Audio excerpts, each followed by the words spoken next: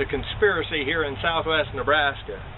Now, a conspiracy isn't fact, it is questions, and a belief that there's a lie out there and a danger to the public, either past or present, that just wasn't revealed.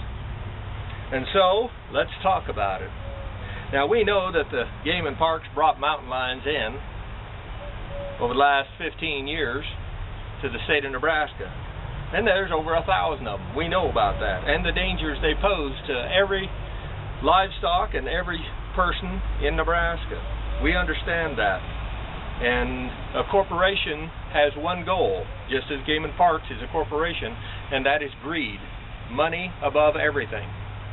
With that in mind, though, here is the corporation secret or a conspiracy that I just can't understand. I only have two reports to give you. The first one was a gentleman, a farmer, and he was east of McCook. He found one night, he heard noise and looked out, and he saw that there was a pickup stopped out along the road maybe a mile down. Never see him except for the lights. And he said they seemed to be doing something, some activity down there. He couldn't begin to tell at that range. But he said they stayed there for a little while and then they took off. He got kind of nervous though, because he's got calves.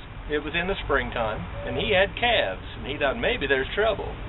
So he grabbed his shotgun and went on down, and he thought if he saw any tracks, he'd chase those guys down if he could. Well, he said he got over there, and he said in about a 25-yard, 75-foot depth along the road, there was all kinds of snakes. And he said, I'm talking well over 100, maybe more, of snakes. Deadly poisonous rattlers, copperheads, all kinds of snakes, and snakes he couldn't identify. And he said a few of them raised up like you'd think there was a cobra and fan out just like those old cobras do. What the devil is going on here? Well, he had his shotgun just in case there was trouble anyway, and a box of shotgun shells. 25 shells later, he ran out of ammo, and there were still more than enough snakes that were crawling into the ditches and stuff and getting out of the area. He said, I have no idea what happened or what this was all about. He said he'd never heard of such a thing, and it terrified him. The second report came from a float operator, 30 years float operator for a big corporation. Float operator is somebody with those big high-tired tractors putting pesticides, herbicides, stuff on cropland. So he had seen basically every kind of snake. In fact, he'd even been bit by a rattler one time.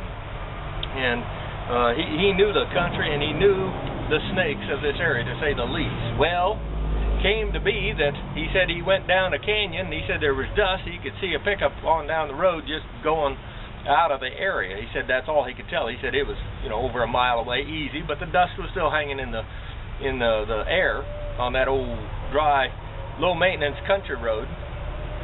He said as he went and dropped down into that canyon, though, he said about 75, maybe 100 foot. He said here's a whole bunch of snakes, and he said I'm talking 100, 150. Easily. All kinds, rattlesnakes. He said copperheads, snakes he couldn't identify, including a few that stood up and had hoods on. And he said, if that ain't a cobra, I don't know what it is. But he also said, I wasn't allowed to carry a gun, for that corporation wouldn't let you carry a gun, so he said all I could do is just drive over, and I killed a few driving over them. But he said other than that, he said I couldn't do nothing to them. He said, what did I see, and who in the devil did it?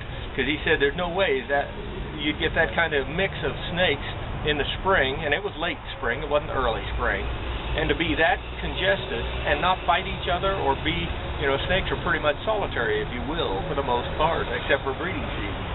Be that as it may, he said, I've never seen nothing like it.